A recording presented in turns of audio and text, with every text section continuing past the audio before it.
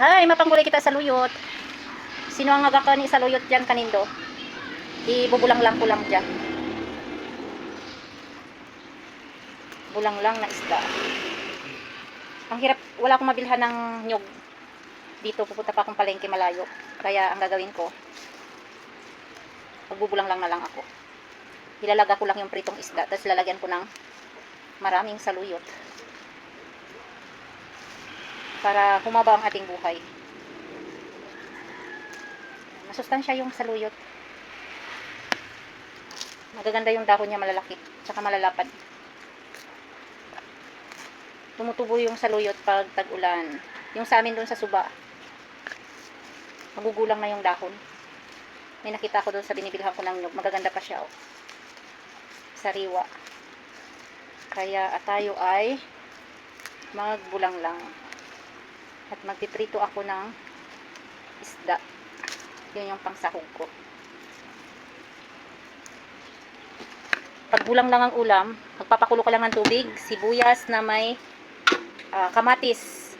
Pag kumulo na yung tubig, ilagay mo lang yung pritong isda, tapos lagyan mo ng gulay na gusto mo. Tapos seasoning, asin. So yun na, may ulam na. No problem ang ulam. Ito pala yung isasahog kong isda. Nilagay ko siya sa ref kung nakaraan lang. Yan, isang buo. Piprituhin ko siya. Ito yung aking isda na panggulang lang. Parang half cook lang yung pagkaluto ko. And then, mayroon na tayong pinakulang tubig na may sibuyas at kamatis. Dahil kulong-kulo na siya, yan, medyo lasog-lasog na din yung ating sibuyas at yung ating kamatis. Lalagyan na natin ang ating dambuhalang isda. Ang laki ng isda. Kung mayroon kayong ibang gulay like okra, talong, malunggay, or kalabasa, pwede nyo yung ilagay. Ako kasi wala akong ibang gulay ngayon kundi ito lang saluyot. Kaya yun lang ang aking ilalagay sa aking bulang lang. Pakuluan muna natin ng konti yung ating isda. Yan, kumulo na siya. Lalagyan natin ng konting asin para naman may lasa. At syempre ang ating favorite magic sarap. Maggi, baka naman. Ang dami ko nang naubos na magic sarap, baka naman. Yan. Lagyan natin siya ng magic sarap. Para daw may magic. Ang sarap. Doon ba sa labas sa may tricycle, sa ibabaw ng tricycle para matuyo. Wag!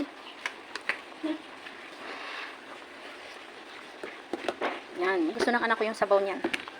Ngayon naman, ilalagay na natin ang ating gulay. Yan. Ang dami kong gulay. Ako lang kakain yan. Sa kanilang sabaw lang. Ganyan-ganyan lang. Simple lang ang buhay. Pag hindi tayo maarte, hindi tayo magugutom sa probinsya. Yan. At maya-maya luto na yung ating bulang lang. Mabango yung saluyot. It's already 1 o'clock. Kain tayo ng lunch. Konting kanin tapos yung aking bulang lang. Inubos ng anak ko yung sabaw. Konti na lang natira sa akin. Yung isa naman ayaw niya. Pero yung isda at saka gulay, ako lang ang kakain.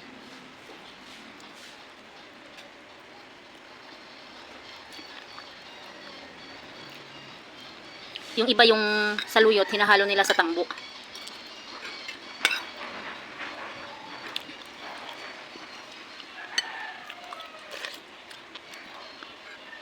Kunti yung iniwan ng anak ko ng sabaw kasi masarap daw yung sabaw niya.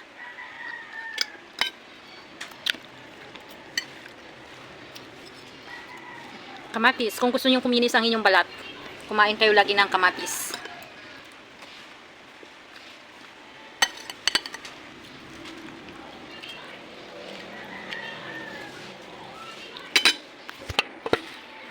Laki ng isda. Kulang kakain, ayaw ng anak ko kumain ng isda.